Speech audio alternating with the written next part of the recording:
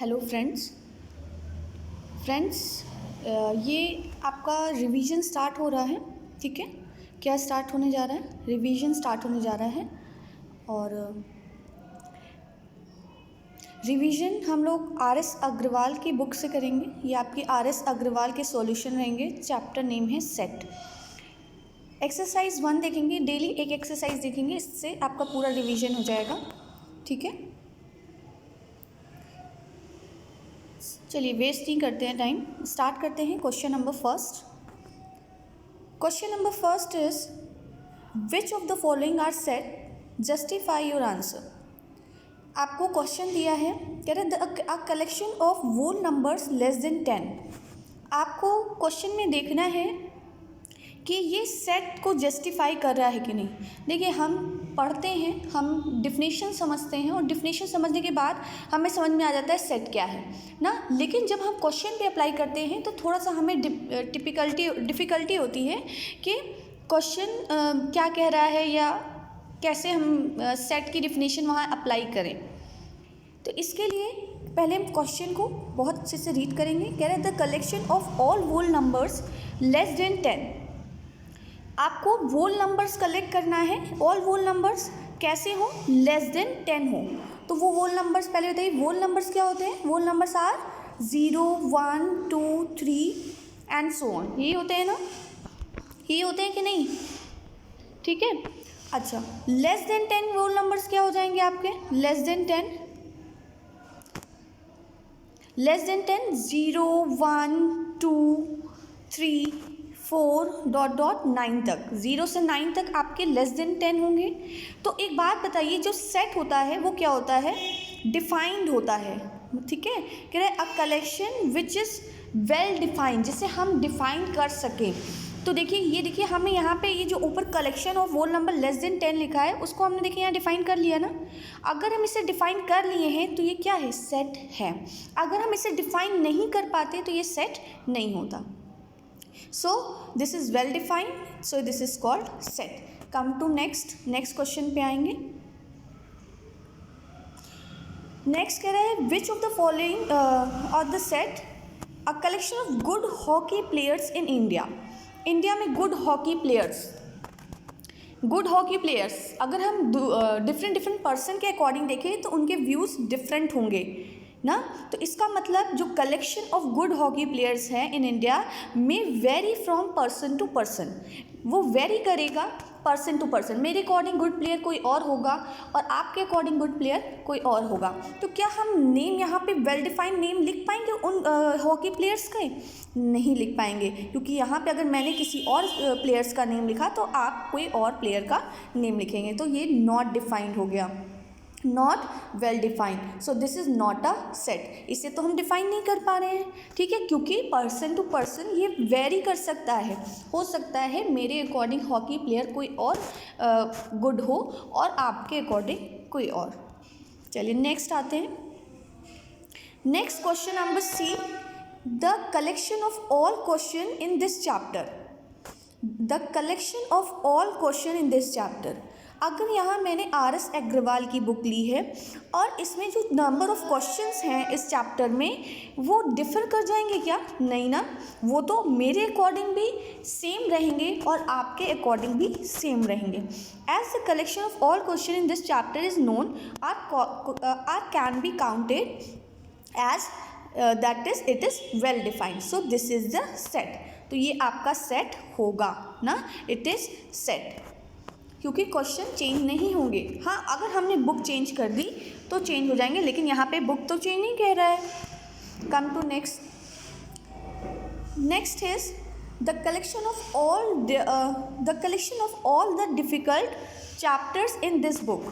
इस बुक्स में जो डिफ़िकल्ट चैप्टर है, अब हम डिफ़िकल्ट चैप्टर कहें तो ये भी पर्सन टू पर्सन चेंज होगी। क्यों? क्योंकि मान लीजिए कि आप लोग 2 पर्सन हो, 2 स्टूडेंट हैं, तो किसी को क्या है, आपका प्रोबेबिलिटी टफ चैप्टर लग रही है, तो किसी को कोई अदर चैप्टर, जैसे हमने कहा ये सेट की बात करें, सेट टफ लग रहा है, तो ये भी पर्सन टू पर्सन क्या कर रही है? वेरी कर रही है ना, डिफ़िकल्ट चैप्टर आपके लिए कोई और डिफ़िकल्ट होगा और दूसरे स्टूडेंट्स के लिए डिफ़िकल्ट चैप्टर कोई और हो सकता है। ऐसा तो नहीं है कि अगर आपको भी सेम चैप्टर डिफ़िकल्ट लग रहा है तो सामने वाले को भी वही चैप्टर डिफ़िकल्ट लगे। कभी कभी क्या होता है, आप क्लास में बैठे होते हो और जब मैम एक्सप्लेन कर रही है और आपसे पूछ रही है क्लियर, तो एक बच्चे को हो सकता है बहुत अच्छे से क्लियर हो जाए और दूसरे बच्चे को नहीं क्लियर हो रहा हो, तो इसलिए ये पर्सन टू पर्सन वैरी कर सकता है। So this is not set. आपको क्लियर हो रहा है ना, क्योंकि जो चीज़ें आपके मतलब जो चीज़ें आप डिफाइन नहीं कर पा रहे हो, this we will not call set, उसे हम सेट नहीं कहेंगे। लेकिन जो चीज़ें हम डिफाइन कर पा रहे हैं उसे हम सेट बिल्कुल कह सकते हैं। नेक्स्ट, कह रहे which of the set are, justify your answer, a collection of Hindi novels written by Munshi Premchand. अब कह रहे हैं collection of Hindi novels written by Munshi Premchand ने जितनी नॉवेल लिखी हैं वो उनकी ही होंगी हिंदी नॉवेल्स। वो आपको याद नहीं, बात अलग है, लेकिन मुंशी प्रेमचंद ने जितनी भी हिंदी नॉवेल्स लिखी हैं वो काउंटेबल होंगी कि नहीं होंगी? बिल्कुल होंगी। जितनी उन्होंने लिखी है उतने को ही तो हम बोलेंगे कि Hindi novels written by Munshi Premchand, और जितनी उन्होंने नहीं लिखी है उसकी बात ही नहीं करेंगे हम, तो इट इज़ वेल डिफाइंड। तो कह रहा है as a collection of Hindi novels written by Munshi Premchand is known and can be countable, that is well defined, so this is we called set. तो हम इसे क्या कहेंगे? सेट कहेंगे। नेक्स्ट, कह रहे which of the following are set. देखिए next F question है, कह रहे a team of 11 best cricket player of India. India के 11 बेस्ट क्रिकेट प्लेयर, ये भी आपका नॉट वेल डिफाइन है ना, नॉट वेल डिफाइन है। क्यों? क्योंकि अभी मैंने आपको बताया कि जो बेस्ट क्रिकेट प्लेयर हैं वो पर्सन टू पर्सन वेरी करेंगे, so this is not set. Next, which of the following are set, justify the collection of all the months of the year whose name begin with the letter of M. तो month of the year क्या होते हैं आपके? जनवरी से लेकर दिसंबर तक होते हैं। फिर month of the year whose name begins from letter M, जो एम से स्टार्ट हो। तो एम से स्टार्ट आपका मार्च होता है और मई होते हैं। तो ये तो डिफाइंड हो गया ना, मार्च एंड मई, तो ये सेट आपका डिफाइन हो गया। डिफाइन हो गया इसका मतलब दिस इज सेट, तो ये आपका सेट होगा, this is a set. Next question number H पे आएंगे, कह रहे which of the following the collection of all interesting book. Interesting book, तो इंटरेस्ट भी तो आपका वेरी करता है। आपका क्रिकेट में इंटरेस्ट है तो दूसरे का हो सकता है म्यूजिक में इंटरेस्ट हो, तो as a collection of all interesting book में vary person to person, so this is not a set. जहाँ पे भी हम वेल डिफाइन ना कर पाएँ वहाँ पे आपका क्या हो जाएगा? Not a set. लेकिन जहाँ हम डिफाइन कर लें वो हमारा क्या होता है? सेट होता है। नेक्स्ट क्वेश्चन नंबर आई पे आएंगे, कह रहे the collection of all short boys of your class.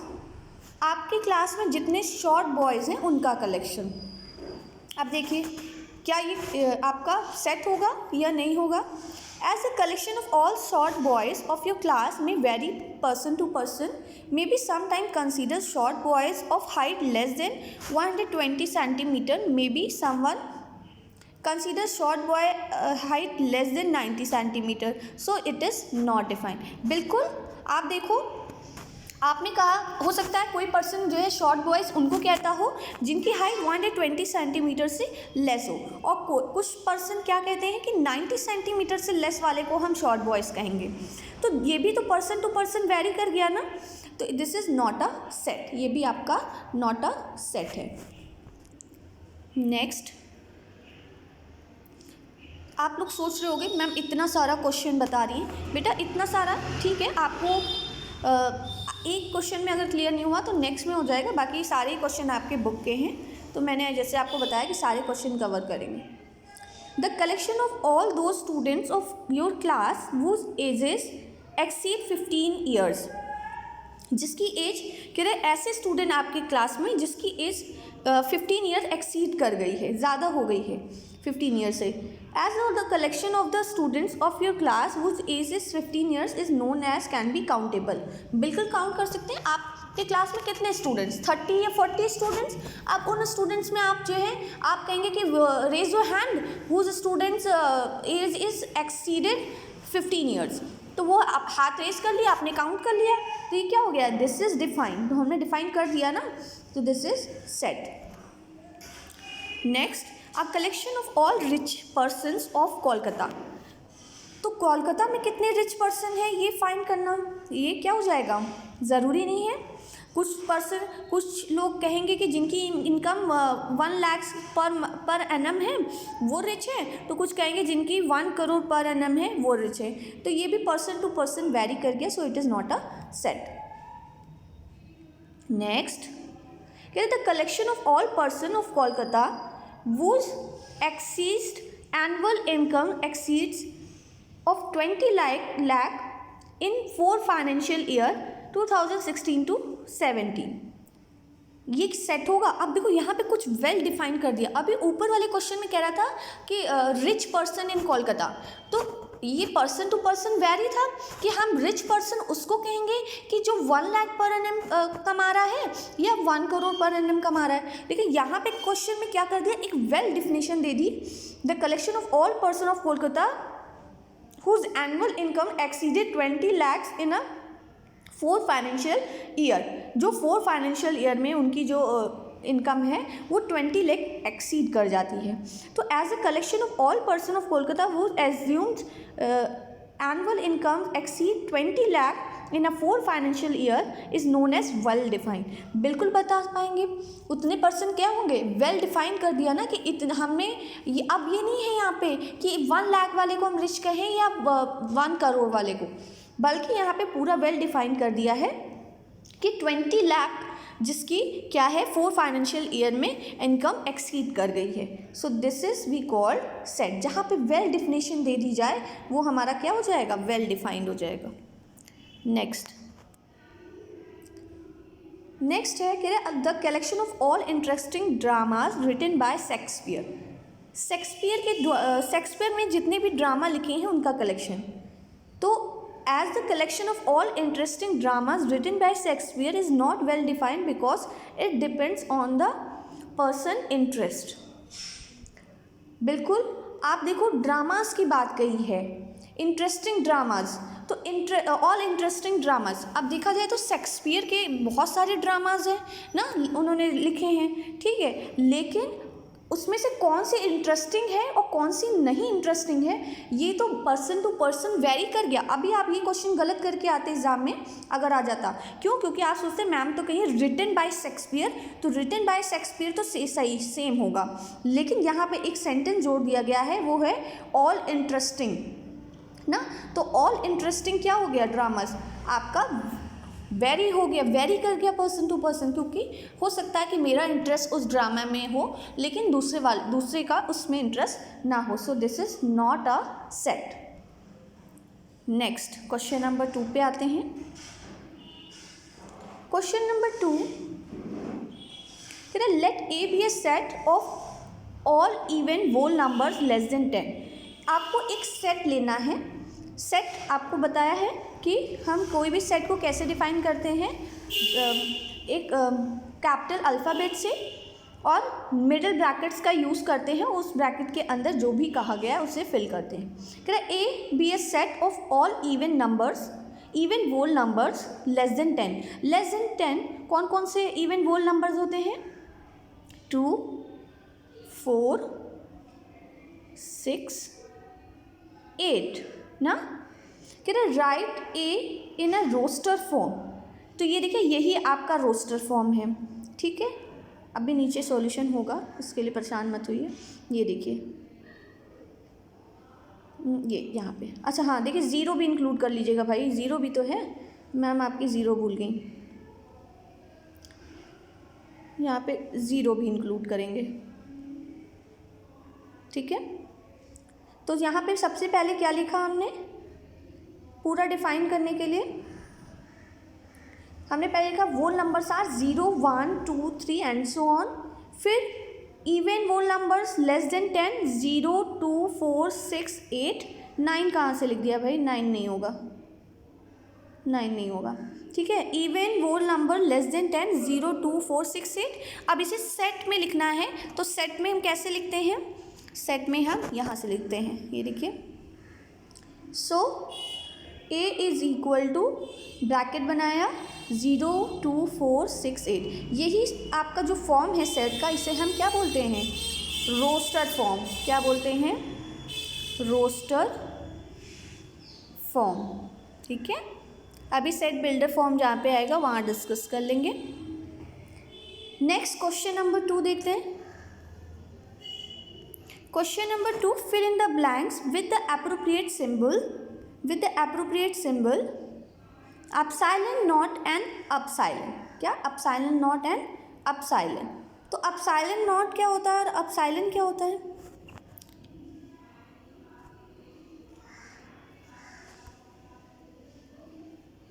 चलिए कोई बात नहीं। फर्स्ट क्वेश्चन है हमारे पास,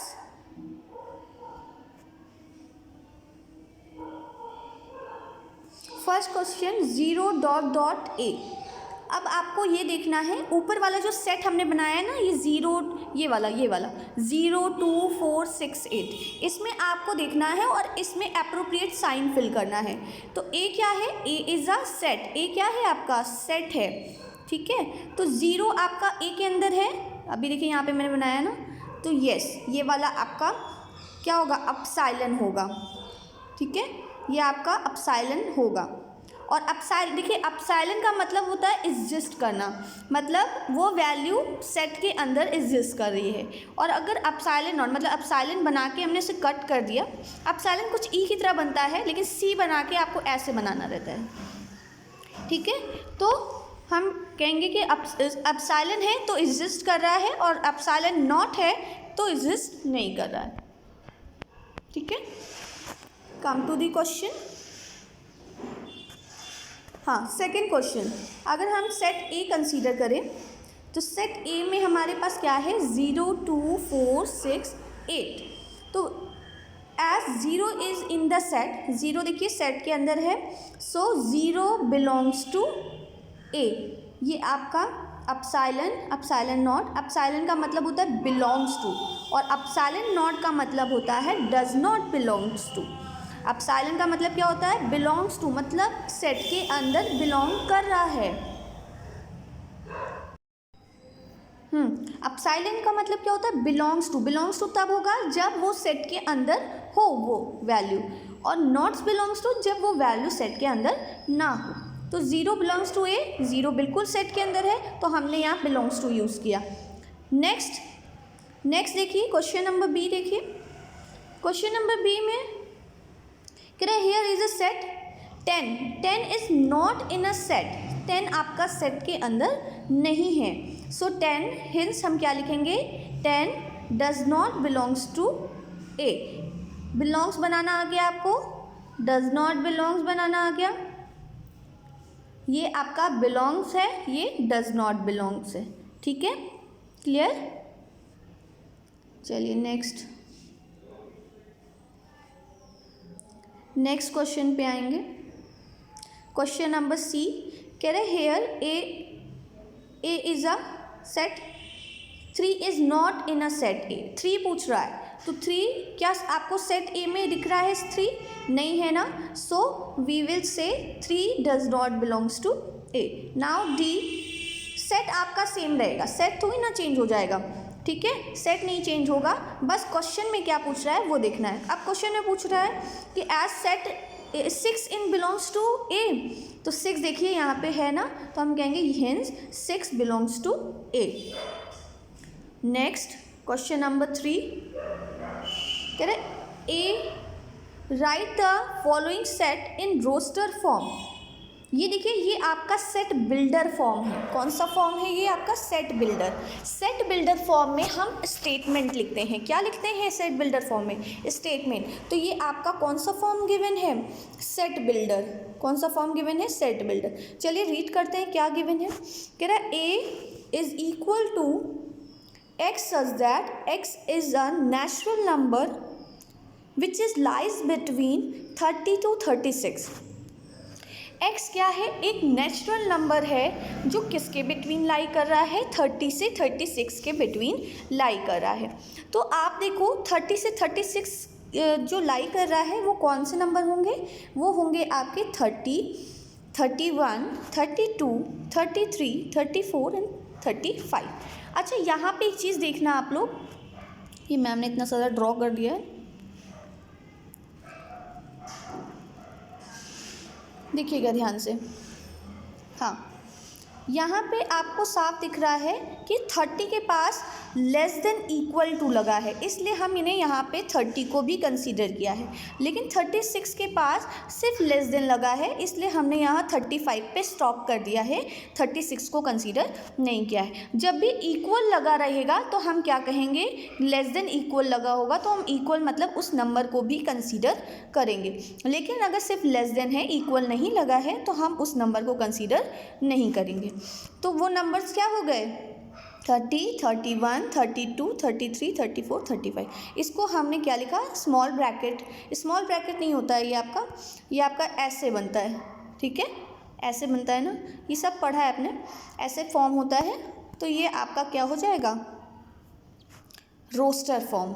ये देखिए यहाँ पे सेट बिल्डर फॉर्म दिया था, हमने किस में लिख दिया, रोस्टर फॉर्म में लिख दिया, ठीक है। कम टू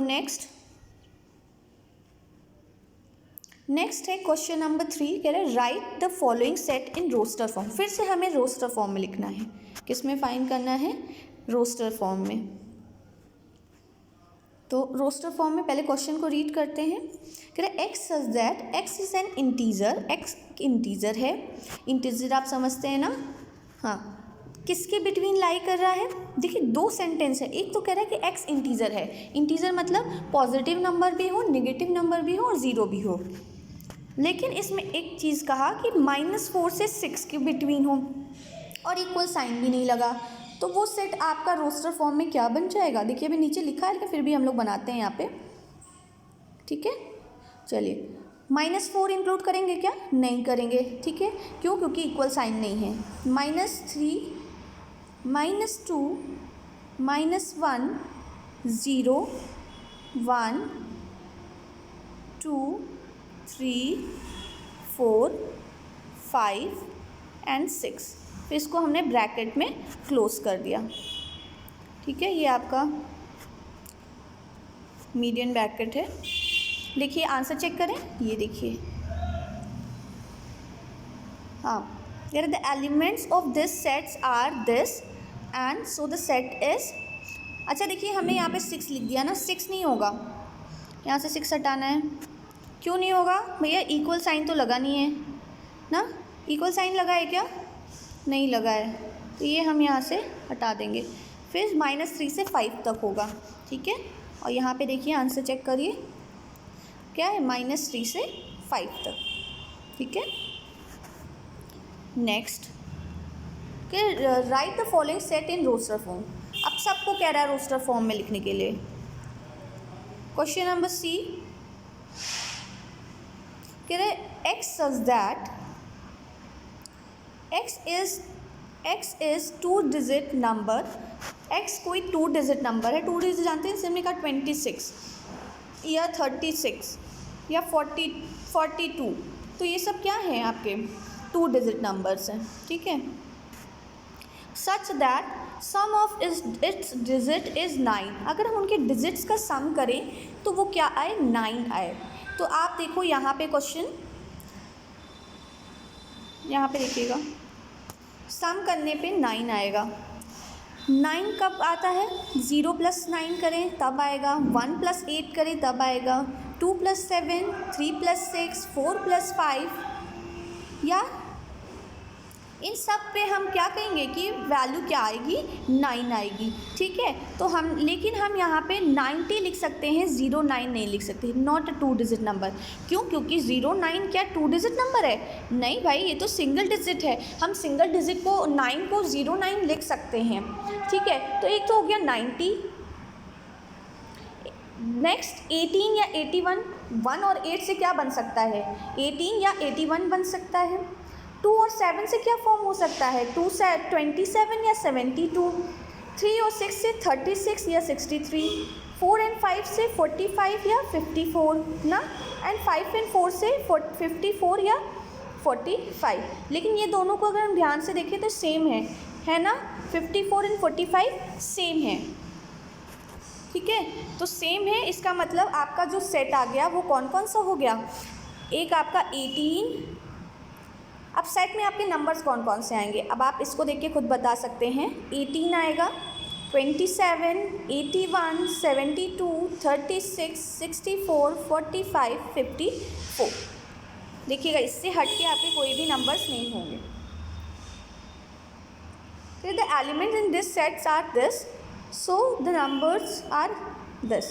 सेट्स क्या हो गया, 18, 27, 36, 45, 54, 63, 72, 81, 90।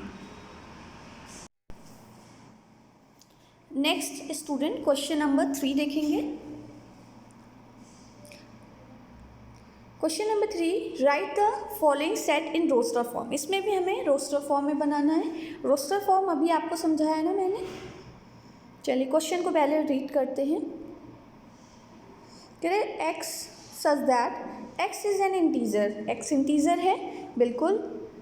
एंड एक और चीज़ आपको दी है, कह रहे एक्स स्क्वायर वो लेस देन इक्वल टू 9 है, मतलब 9 के इक्वल है या फिर 9 से छोटा है। ये जो स्क्वायर वाली वैल्यू है या तो वो 9 है या 9 से छोटी है। तो देखिए पहले अगर हम x is equal to -4 consider करें तो एक्स स्क्वायर क्या आएगा, -4 इज 16, और 16 वैल्यू तो क्या हो जाएगी, ग्रेटर हो जाएगी ना, क्योंकि -4 इंटू -4 जब हम करते हैं तो हमें क्या मिलता है 16, क्योंकि माइनस माइनस दोनों में है तो ये प्लस हो जाएगा। तो प्लस वैल्यू 9 से बड़ी हो गई, इसका मतलब हम ये कंसीडर नहीं करेंगे ना, क्योंकि अगर हमको क्या चाहिए, हमें तो लेस देन या इक्वल टू 9 चाहिए value. Next x is equal to -3 consider किया तो -3 का स्क्वायर 9, इसका मतलब ये तो करेक्ट है। फिर -2 कंसीडर किया तो 4, ये भी करेक्ट है। -1 ये भी छोटा है 9 से। नेक्स्ट 0 कंसीडर किया हमने तो 0 भी 9 से स्मॉलर है। फिर 1 कंसीडर किया, क्या कंसीडर किया 1, तो 1 का स्क्वायर 1, 2 का स्क्वायर 4, 3 का स्क्वायर 9। देखो 2 का स्क्वायर करो चाहे -2 का स्क्वायर करो, वैल्यू क्या आएगी, सेम आएगी ना, वैल्यू क्या आएगी, सेम आएगी। ऐसे ही -1 की कंडीशन में होता है और ऐसे ही आपका -3 के भी कंडीशन में होता है। नेक्स्ट x की वैल्यू अगर हमने 4 ली तो क्या आएगी वैल्यू, तब भी 16 आएगी, और ये -4 की वैल्यू में भी सेम होगी ये वैल्यू, क्योंकि स्क्वायर में अगर निगेटिव नंबर का स्क्वायर कर रहे हैं हम तो वैल्यू सेम होती है। अब आप देखो ये वाला तो हम लोग कंसीडर नहीं कर सकते, लेकिन ये सब कंसीडर कर सकते हैं, 1, 2, 3, -1, -2, -3 और 0। इसका मतलब सेट आपका क्या आ गया, the elements are this and the set is -3, -2, -1, 0, 1, 2, 3। Next question देखेंगे, क्वेश्चन नंबर 3,